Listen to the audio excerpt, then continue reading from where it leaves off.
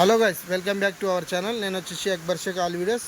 So guys, ముందుగా ఎవరైతే మన ఛానల్ సబ్స్క్రైబ్ చేసుకోలేదో అలాగే సబ్స్క్రైబ్ చేసుకోండి. సో పక్కనున్న బెల్ ఐకాన్ నొక్కండి. సో లేటెస్ట్ వీడియో నోటిఫికేషన్ ద్వారా మీ ముందుకు వస్తాయి. సో గైస్, ఈరోజు అయితే మన చిక్ ఫీడర్లు అండ్ జంబో ఫీడర్లు సో క్లీన్ చేయడం అయితే జరుగుతుంది. సో ఏ విధంగా అనేది క్లీన్ చేసుకోవాలి. ఇప్పుడు అయితే వర్షం పడుతుంది కాబట్టి సో నేను ఫీడర్ రూమ్లోనే సో ఇవన్నీ ఇట్లా ఆరబెట్టిన. సో ఇవన్నీ ఆరినాక మళ్ళీ యథావిధిగా క్లీన్గా మనము సైడ్కి పెట్టుకోవాలి. సో అదేవిధంగా వచ్చేసి ఇప్పుడు ఏంటంటే సో వర్షం అనేది పడుతుంది.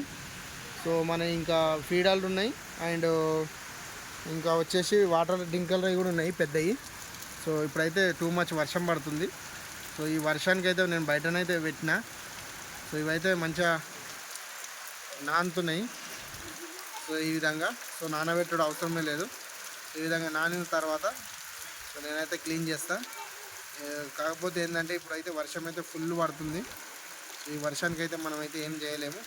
సో వర్షం తగ్గినాకనన్నా సో క్లీన్ చేద్దామని అనుకుంటున్నాం. ఓకేనా గైస్?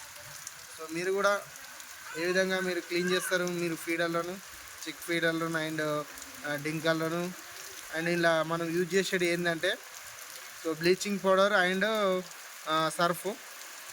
అది వచ్చేసి మనకు సర్ఫ్ గడి. సో అదే గడి సర్ఫ్తోనే మేము ఎప్పుడైనా క్లీన్ చేస్తాము. And bleaching powder. ఇంకా వచ్చేసి మనకు వాటర్ డింకర్లు ఉంటాయి కదా. సో ఆ వాటర్ డింకర్లకు అయితే మనం యాసిడ్ పెడతాము. సో యాసిడ్ అంటే మనము వర్షం పడకపోతే పెట్టాలి. సో ఇప్పుడైతే వాతావరణం కూల్ ఉంది, యాసిడ్ పెట్టినా కానీ అది వెళ్ళిపోదు. సో ఎండ బాగా కొట్టినప్పుడే దానికి యాసిడ్ పెట్టి క్లీన్ చేసుకోవాలి. సో నేను ఎప్పుడైనా ఫస్ట్ ఒక టూ బ్యాచ్ తర్వాతనైనా నేను ఎప్పుడైనా యాసిడ్ పెడతానే ఉంటా. సో అందుకనే మన ఈ డింకర్లు అనేది కొంచెం క్లీన్గా ఉంటాయి. ఓకేనా ఫ్రెండ్స్? ఓకే ఫ్రెండ్స్, ఈ వీడియో కనుక నచ్చినట్టయితే లైక్ చేయండి, షేర్ చేయండి, కామెంట్ చేయండి.